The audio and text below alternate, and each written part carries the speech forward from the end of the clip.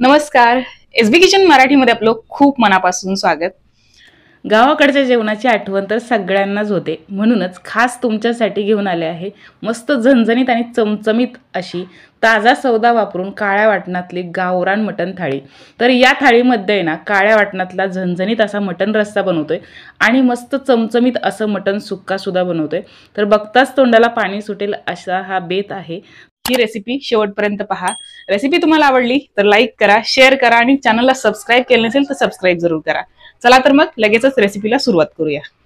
तर गावरान मटण थाळीचा बेत करण्यासाठी मी इथे मटण घेतलेलं आहे. 1.5 किलो एवढं मटण घेतलेलं आहे. मटण हड्डी आणि मांस म्हणजे असं मिक्स मटण घ्यायचं आहे आपल्याला. थोडीशी हड्डीसुद्धा मटणामध्ये पाहिजे. तर हे मटण स्वच्छ धुवून घेतले. आता मॅरिनेट करून घेऊया. तर हळद आणि मीठ घालून आपण हे मटण मॅरिनेट करून ठेवणार आहोत 5 ते 10 मिनिटासाठी. तर 1 चमचाभर हळद घेतलेली आहे आणि 1 चमचा आणि थोडंसं अजून वरती मीठ घातलेलं आहे.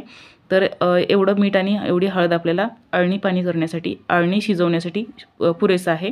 तर ते झाकून आपण बाजूला ठेवून दिलेलं आहे 5 मिनिटासाठी. आणि ते कांदा बारीक चिरून घेतला आहे. एक मीडियम आकाराचा कांदा बारीक चिरून घ्यायचा आहे. आणि मटण आज आपण कुकरमध्ये शिजवून घेणार आहोत. मटण अळणी कुकरमध्ये करणार आहोत.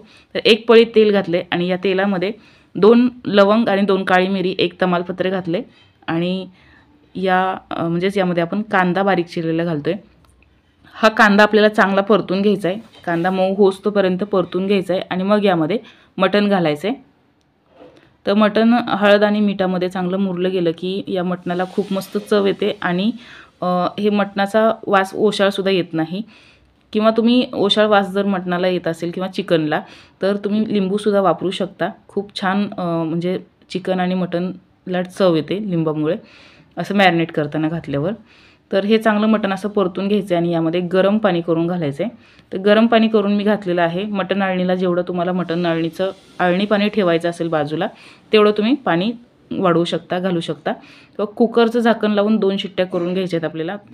तर कुकरच्या 2 शिट्ट्या होत आहेत तोपर्यंत मी इकडे कांदा आणि खोबरंसुद्धा भाजून घेतलेलं आहे. तुम्ही बघू शकताय. असं काळ्या वाटणाचं वाटण करायचं म्हटल्यावरती असं आपल्याला गॅसवरती किंवा गावाकडं गावरान पद्धतीने हे मटण रस्सा, मटण सुक्का जर बनवतात तर ते चुलीमध्ये कांदा आणि खोबरं टाकून भाजून घेतात. तर आपण इथे गॅसवरती हे भाजून घेतले.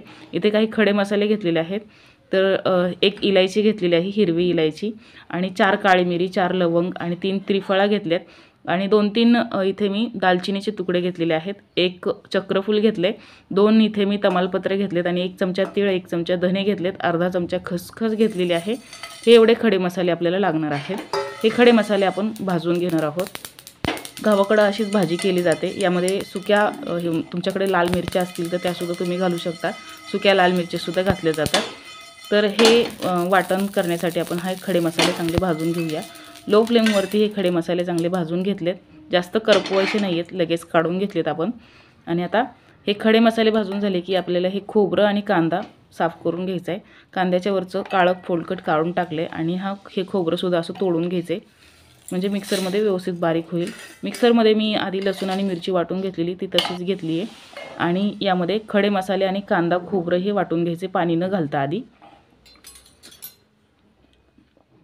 तर पाणी न घालता आपण हे कांदा, खोबरं आणि जे सुके खडे मसाले घेतले होते ते वाटून घेतले. यामध्ये कोथिंबीर घालायची आणि पाणी घालून हे वाटून घ्यायचे. आता गॅस पेटवून कढई गॅसवरती ठेवायची आपल्याला. आणि सगळ्यात पहिलं आता आपण मटण रस्सा बनवणार आहोत. तर त्यासाठी 2 पळी तेल घातलेलं आहे आणि हे तयार केलेलं वाटण घालायचं आहे. तयार केलेल्या वाटणातलं 2 चमचे वाटण आपल्याला शिल्लक ठेवायचं आहे. तर इथे आपण तयार केलेल्या वाटणातलं 2 चमचे वाटण शिल्लक ठेवून बाकीचं सगळं वाटण घातलेलं आहे. आणि आता हे वाटण आपण चांगलं परतून घेणार आहोत. तर तेल सुटेपर्यंत लो टू मीडियम फ्लेमवरती आपण हे वाटण चांगलं परतून घ्यायचं आहे. वाटणाला थोडंसं तेल सुटू लागलं की आपल्याला या वाटणामध्ये आपण आलं आणि लसूण पेस्ट घातलेली नाही आहे. तर आलं आणि लसूण पेस्ट आपल्याला घालायची. तर त्यासाठी आपण थोडंसं आणखी तेल वाढवूया. मध्यभागी थोडीशी जागा करून यामध्ये मी आलं लसूण पेस्ट घातली 1.5 चमचा. तर लसूण आणि आलं तुम्ही मिक्सरमध्ये वाटण वाटताना सुद्धा घालू शकता. मी आलं लसूण पेस्ट यामध्ये वापरलेली आहे. तर हे चांगले वाटण परतून झाल्याच्या नंतर, वाटणाला चांगलं तेल सुटल्याच्या नंतर आपण यामध्ये मसाले घालतोय. तर 1 ते 1.5 चमचा मी मिरची पावडर घातलेली आहे आणि घरगुती साठवणीचा मसाला काळा जो मसाला मी बनवलेला आहे तर तो घातलेला आहे अर्धा चमचा आणि मीठ घातलेलं आहे चवीनुसार. हळद तुम्ही तुमच्या इच्छेनुसार घालू शकता किंवा नाही घातली तरी चालेल, कारण आपण मटण आळणीसाठी खूप सारी हळद घातलेली आहे पहिलंच.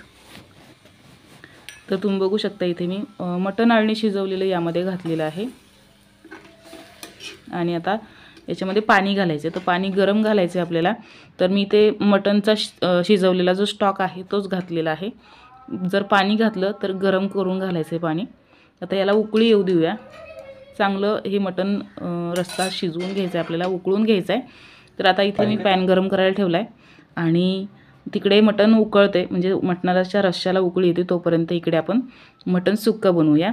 2 पळी तेल घातले. यामध्ये कोथिंबीर घालायची पहिल्यांदा फोडणीमध्ये आणि मग कांदा घालायचा आहे, बारीक चिरलेला कांदा.